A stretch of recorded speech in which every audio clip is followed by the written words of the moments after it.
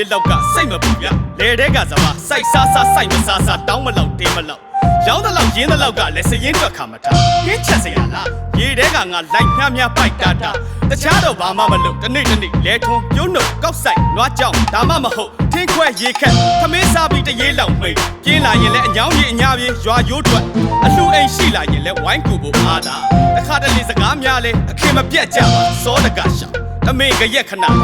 ကုသိုလ်ရဲ့လူအားပေးအတွက်ဆိုတကူးတကမေးစရာမလိုဘဝတစ်ချက်မကြစရာပြောမရအောင်အစင်ဆက်ရလာလောကအကြောင်းမင်းဆက်ကြကထင်းဟက်သမျှရင်ဘက်ကဗလာကြောကပြ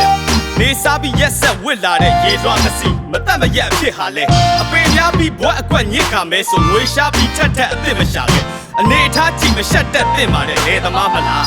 ဘဲသွားခြေဘဝကြီးတက်ဖြစ်တာပဲဒါကျေးလက်တလေတွေ့နေကြအမှုရများ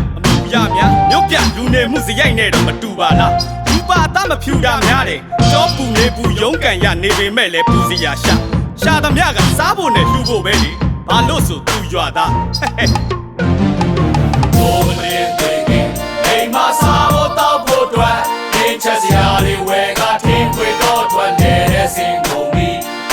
မိုးလဲချုပ်ပြီးအိမ်ပြန်ချောင်းခင်းကြပြီးဒီရွာလုံးအိမ်ကုန်ပြီး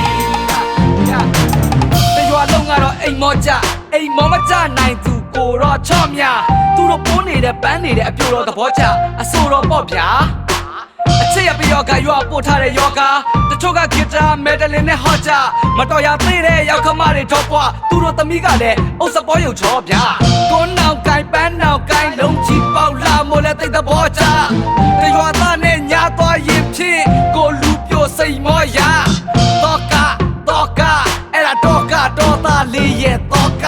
ကတော့ဆာရှေထားလို့တရွာလုံးကိုသိအောင်ဒီလိုအော်ပြောပြအော်ကာတာလောကအလဲတော်တဘာဝချောနမငယ်မင်းလေးနဲ့မြစ်တာမြဖို့မျောရတာမောလာတယ်လောဘရဲ့ဒေါသရဲ့မောဟရဲ့ကစောတကကျွဲတော်သားလည်းအချစ်နဲ့တွေ့တော့1500ယောခါ